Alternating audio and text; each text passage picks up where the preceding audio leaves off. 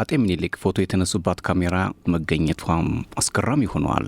የጉዞ በዋናነት የአጤ ምኒልክን የልብ ወዳጅና ሚስጥረኛ ልዩ አማካሪና የቴክኒክ ሰው የነበረውን የስዊዝ ተወላጁን አልፍሬድ ኤልግ የልጅ ልጅ ዱካ ለማግኘት የተደረገ ሊባል ይችላል። እግረ መንገድም የምኒልክ ልደት ለመዘከር ከቢቢሲ የተሰናዳ ልዩ ጥንቅር ነው። አልፍሬድ ኤልግ የሚባል የስዊዝ ሰው አጤ ምኒልክን ለማግኘት ከዙሪክ ተነስቶ አንኮበር በገባ ልክ በ140 ዓመቱ የአልፍሬድን የልጅ ልጆች ለማግኘት ከናይሮቢ ዙሪክ እንደገባ ተራኪው ይናገራል። አልፍሬድ ያኔ ከዙሪክ አንኮበር ለመግባት ድፍን 8 ወራት ወስዶበት ነበር። ይህን ጽሑፍ የጻፈው ሰው ግን ከናይሮቢ ዙሪክ ለመግባት ድፍን 8 ሰዓት እንኳ አልወሰደበትም። አንዳንድ ነገሮችን ግን በዘመን ርዝማኔም ብዛም አልተለወጡም።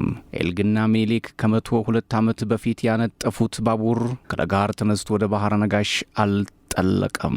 በጣርማ በር ሰንጥቆ ደብረ ብርሃንም አልዘለቀም።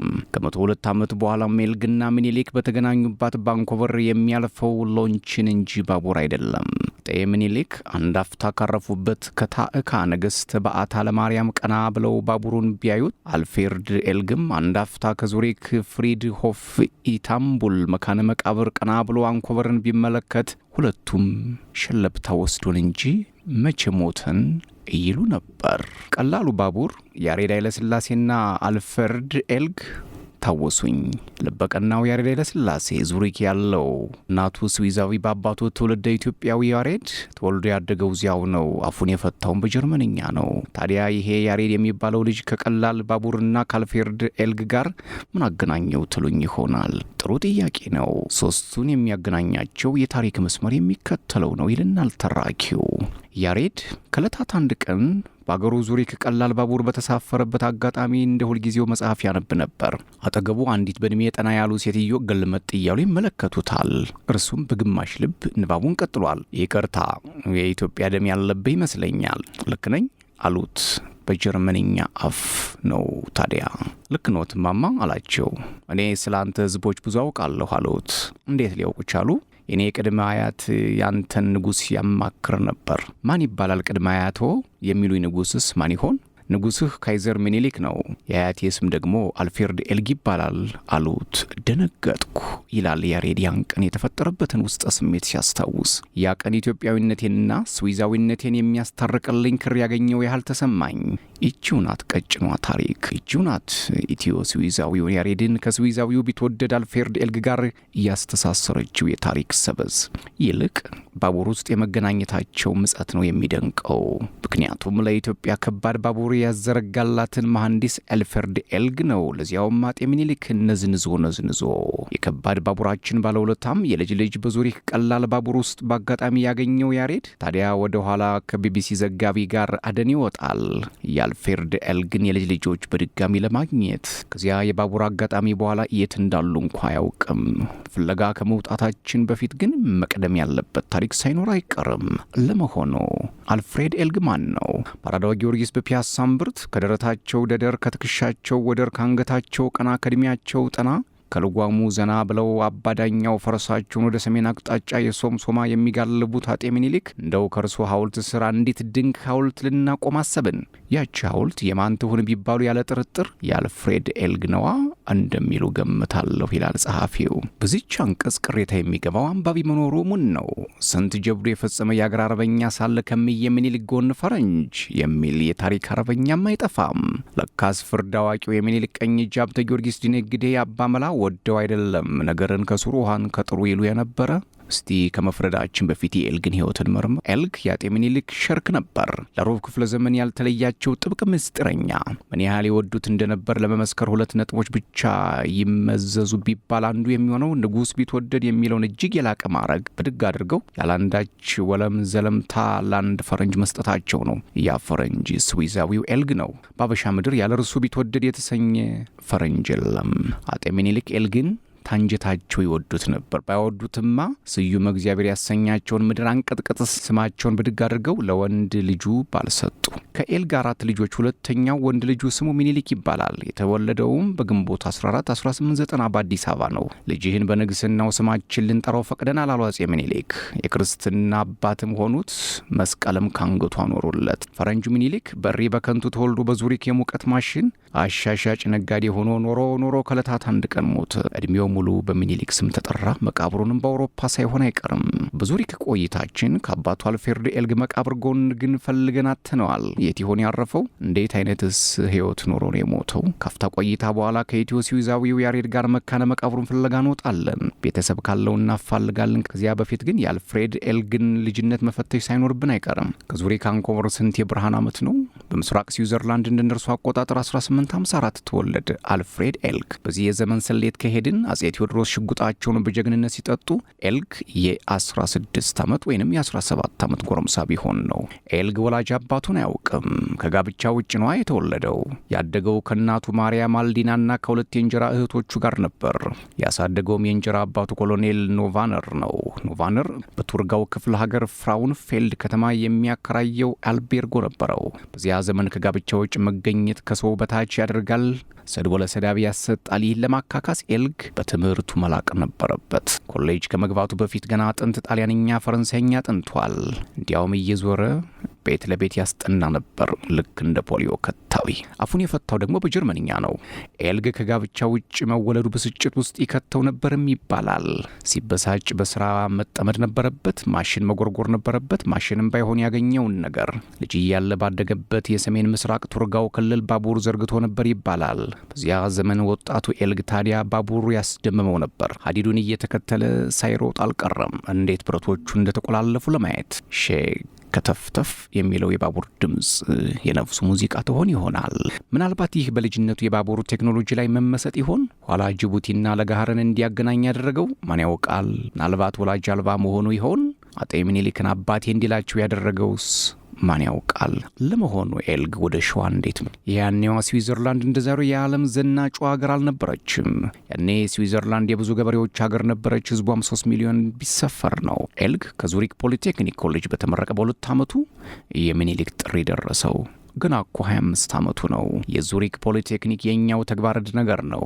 ቴክኒክ ያሰለጥናል። ስመጥር ነው። ታዲያ እንኳን ያኔ ይቅርና አሁንም ስመጥር ነው። ዓለም ላይ ያሉ ከሚባሉ እጅግ የላቁ የቴክኒክ ትምህርት ቤቶች ውስጥ አንዱ ነው። የሱ ኩያ MIT ነው። ኤልግ የተመረቀው ከዚህ ግዙፍ ትምህርት ቤት ነበር። ታዲያ ኤልግና ሚኒሊክ እንዴት ተገናኙ?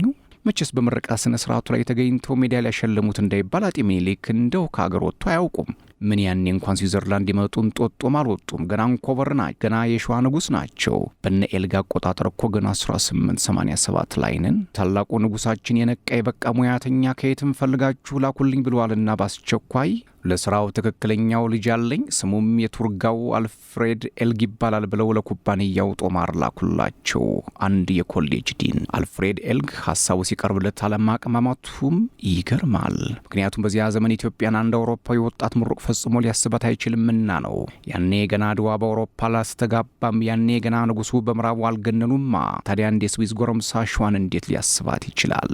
ኤልግ በዚያ ዘመን ብቻውን መጓዝ አልቻለም። 2 ያገሩ ልጆች አስከትሏል። አንድ የማሽን ቅርጽ በመንደፍ የሚታወቅ ሰውና አንድ ሌላ ሲመርማን የሚባል አንጥረኝ። 3ቱም ከዙሪክ ወደ አንኮበር የተንቀሳቀሱት በእነርሱ አቆጣጠር በ1878 ግንቦት ወር ላይ ነበር። በእኛ 1870 መሆኑ ነው። ስዊዛዊው ኤልግ አንኮበር ደረሰ። አጤ ሚኒሊክ ስቲዳይ ሽጉጥ ስራልን ሳይሉት አልቀረም። እሱም ሳይደነግጥ አልቀረም። በዚያ ዘመን አውሮፓዊ ተጓዦች ጥይትም ሆነ የጥይት ማርከሻ መቀመም አይሳናቸውም የሚል አመለካከት ሳይኖር አይቀርም። በአጤ ሚኒሊክና በኤልግ ዙሪያ ጥናት ያደረጉት ዶክተር ኤሊዛቤት ባሲዮ በዙሪክ ዩኒቨርሲቲ የሰው ልጅ ባህል ታሪክ ተመራማሪ ናቸው። ለዚያም ይሆናል ኤልግ ገና አንኮበርን ከመርገጡ ስራ ይበዛ። የኤልግና የሚኒሊክ ግንኙነት ያጠኑት ዶክተሩ በዙሪክ በሚገኘው ቤታቸው በተገናኘን ጊዜ እንደነገሩኝ ኤልግ በአጤ ሚኒሊክ ትዕዛዝ አንኮበር አቅራቢያ መለስተኛ የጦር መሳሪያ ቁሳቁሶችን የሚሞርድ ማሽን ሰርተው ነበር። ኤልግ ታዲያ የአጤ ሚኒሊክ የጦር መሳሪያ አንጥረኛ ብቻም አልነበረም። ጦር ሜዳ የዋለው ቁስላችንን አጠገገልን ይለዋል። ሌላው ኤልግ ለአዲስ አበባ ያላረገላት ነገር የለም። አዲስ አበባ ለኤልግ ምንም አላደረገችለትም እንጂ እንዲያውም ንፉግ ሆናበታለች። ሌላው ይቅርና የገዛ ቤቱ ልታሳርስበት ዶዘር መላክ ነበረባት። ይህን ጉድ ኋላ እንመለስበታለን። የአልፍሬድ ኤልግ የልጅ ልጆች ስለ አጤ ሚኒሊክ እንደምን ያስቡ ይሆን? አቶ ፌሊክስ ኤልግ ጁኒየር የአልፍሬድ ኤልግ የልጅ ልጅ ናቸው። የልጅ ልጅ ስንል ትንንሽ እምቦቅቅላ እንዳትጠብቁ። በ1940 ነው የተወለዱ። አባታቸው አዲስ አበባ ነበር የተወለዱት። አባታቸው ድሮ ነው የተወለዱት በፈረንጆቹ 1904 ዓ.ም። ሚኒሊክ ከመታመማቸው ጥቂት ዓመት ቀደም ብሎ ማለት ነው እስከ 1976 በሕይወት ነበሩ። የኤልግ የልጅ ልጅ ስለ አያታቸው አልፍሬድ ኤልግና የኢትዮጵያ ታሪክ ልጅ እያሉም ብዛም እውቀቱ አልነበራቸውም። ለማወቅም ያን ያህል ጉጉት እንዳልነበራቸው ለቢቢሲ ዘጋቢ ነግረውታል። ኋላ ግን ታሪክን ማንበብ ሲጀምሩ ፍላጎታቸው ተነሳ። በተለይ አያታቸው ያማክሩ የነበረው ኢምፐረር ባለ ኃያል ክንድ እንደነበረ ሲረዱ ስለ አያታቸው የማወቅ ፍላጎታቸው አደገ። ልጅ እያለሁ የማስታውሰው እዚያ ዙሪክ የሚገኘው ቤታችን ውስጥ የኢትዮጵያ ክፍል የምትባል ትንሽዬ እልፍኝ እንደነበረች ነው ይላሉ አቶ ፊሊክስ። በዚያች ክፍል ከኢትዮጵያ የመጡ ቁሳቁሶች ታጭቀውባትም ነበር። ልጅ ሳሉ ዛች ክፍል መግባት አይፈቀድላቸውም። አያታቸው ብቻ ነበሩ መግባት የሚችሉት። ሁልጊዜም የምትቆለፈው የኢትዮጵያ ክፍል ውስጥ ምን እንደሚቀመጥ ለማየት ከልጅነታቸው ጀምሮ ያደገ አንዳች ጉጉት ሲያድርባቸው አልቀረም። ይህን የልጅነት ውስታ ነግረውን ሲያበቁ አንድ ጊዜ ጠብቁኝ ብለው ምድር ቤት ወረዱ። እርሳቸው ቤት ውስጥ የኢትዮጵያ ክፍል ትኖር ይሆን ብለን ጠረጠርን። የተለያዩ ቁሳቁሶች ይዘው ተመለሱ። ጎራዴ ሁሉ አልቀራቸውም። በይበልጥ ትኩረታችን የሳበችው ግን አንዲት የሊስትሮ ዕቃ የመሰለች ሳጥን ነበረች። ፍሊክስ ከምድር ቤት ያመጧት የሊስትሮ ሳጥኗ ቫርኒሽ ቀለም ሲኖራት ልክ እንደ ደም ግፊት መለኪያ ጭምቅ የሚደረግ ፊኛ በገመድ ተያይዞላታል። በሳጥኗ መሃል ትንሽዬ ሌንስ መነጽርም ይታያል። የሚገርመው ታዲያ ይህች የሚኒሊክ ፎቶ ቀጭ ያደረገች ካሜራ ዛሬም ድረስ በጤና መኖሯ ነው። አልፍሬድ የሞተው ዛሬ 103 ዓመት ግድም ነበር። ይህች ጉደኛ ካሜራ ዛሬም መቼም መኖሯ ታምር ነው። የኢትዮጵያ ቱሪዝም መስሪያ ቤት እንዴትም ብሎ ይችን ምስል ለመቅረጫ በእጁ ቢያስገባት ልታስገባለት የምትችለው የአዱኛ መጠን ይህ ነው አይባልም መቼም። በዙሪክ ኢትኖግራፊ ሙዚየም የሚገኙት 700 ቁሳቁሶች ዛሬ ወይ ጉድ የምንደመምባቸው የድሮ የአዲስ አበባ ፎቶዎች አብዛኞቹ የኤልግ ነበሩ። አጼ ምኒልክ በዙፋናቸው ተቀምጠው፣ አጼ ምኒልክ ምንሽራቸውን ይዘው፣ አጼ ምኒልክ ሻሻቸውን ጠምጥመው፣ አጼ ምኒልክ ከጣይቱና ከዘውዲቱ ጋር ራት ሲበሉ፣ እነዚህ ታሪክ ነጋሪ ፎቶዎች በሙሉ የኤልግ ናቸው። ብዙዎቹ ምስሎች ዛሬ በዙሪክ የሰውና የባህል ጥናት ሙዚየም ተከማችተዋል። ሌሎች ቁሳቁሶችን ጨምሮ በድምሩ 700 ይሆናሉ። ሙዚየሙ ለዚህ ጽሑፍ ብቻ እነዚህን ፎቶዎች እንድንጠቀምባቸው በውሰት ለቢቢሲ አማርኛ ሲያበረክት፣ ሙዚየሙ ራሱ እነዚህ ምስሎች ያገኘው ከኤልግ ቤተሰብ በውሰት መሆኑን ገልጦልናል። መጀመሪያ በ1950ዎቹ በኋላም 90ዎቹ ነው።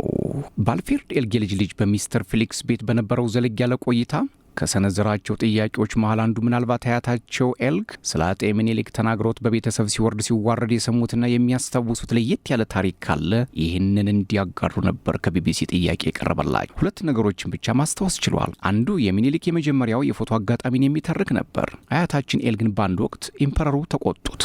በአንድ ሳጥን ውስጥ እያስገባህ በአፍጢሜ እየዘቀዘክ አጓጉል ነገር የምታደርገው ለምን ይሆን? ይህስ የተገባ ነውን? ሲሉ ኤልግ ክው ብሎ ቀረ። ነፍሱ መለስ ስትል ንጉሱን ስለ ሌንስ ጥበብ አስረዳቸው። ፎቶአቸውን አጥቦና አስጥቶ ሰጣቸው። ንጉስ ሚኒሊክም እንዲያ ነው ነገሩ ብለው ስቀው አለፉት። ከዚያች አጋጣሚ በኋላም ሹማምንት ሁሉ በዚያች ሳጥን ውስጥ አስገብተህ አስወጣን እያሉ አያቴን የለምኑት ጀመር። አቶ ፊሊክስ ከአያታቸው የሰሙት ሁለተኛው ታሪክ ከስልክ መስመር ጋር የተገናኘ ነው። እሪ በከንቱ ከሚገኘው የኤልግ ቤትና በሚኒሊክ ቤት መሃል ስልክ ተዘርግቶ መስራት ጀምሮ ነበር። ንጉሱ በስልክ ሲያወሩ የተመለከቱት የሚኒሊክ ሰዎች ታዲያ ንጉሳችን ምነካብን አእምሮው ታወኮ ይሆን ሲሉ ተጨነቁ መባሉን ከአያታቸው ሰምተዋል። ቢትወደድ ኤልግ የኢትዮጵያ ውጭ ጉዳይ ሚኒስትር ነበር። ኤልግ ኢትዮጵያ በቆየባቸው 28 ዓመታት በተለይ የመጨረሻዎቹን ዓመታት ያሳለፈው በውጭ ጉዳይ ሚኒስትርነት ነው የሚሉ ሰነዶችም ወጥተዋል። ኤልግ የሚኒሊክን መታመም ተከትሎ ወደ ዙሪክ ከተመለሰ በኋላ የኖረበት ቤትም እንዲሁ በዙሪክ ይገኛል። የኤልግ ቤት አልፍሬድ ከሄደ በኋላ ትምህርት ቤት ሆኗል። ከዚያ ወዲያ ግን ዕድሜ ዘመኑን ሲንገላታ ነው የኖረው። የኤልግ ቤትም ባራዳና በቤተ መንግስቱ መሃል መገኘቱ ልዩ ያደርገዋል። ያን ጊዜ የአልፍሬድ ቤት የአውሮፓ ቀለም ነበረው። የአሳ መራቢያ ገንዳ፣ እሳት ማሞቂያ ያለው ሳሎንና እንቁላል ቅርጽ ያለው ሰፊ በረንዳ ነበረው። ይህ ማስታወሻ ለህትመት በሚሰናዳበት ወቅት እንግዲህ ስለ አልፍሬድ ኤልግ እንዲህ መረጃዎችን አድርሼላችኋለሁ። ከቢቢሲና እንዲሁም ከተለያዩ መጽሐፎች የሰበሰብኩትን ወደ እናንተ አድርሻለሁ። ሰብስክራይብ፣ ላይክ፣ ሼር፣ ኮሜንት ማድረግ ቤተሰብ ሁኑ። ሰላም።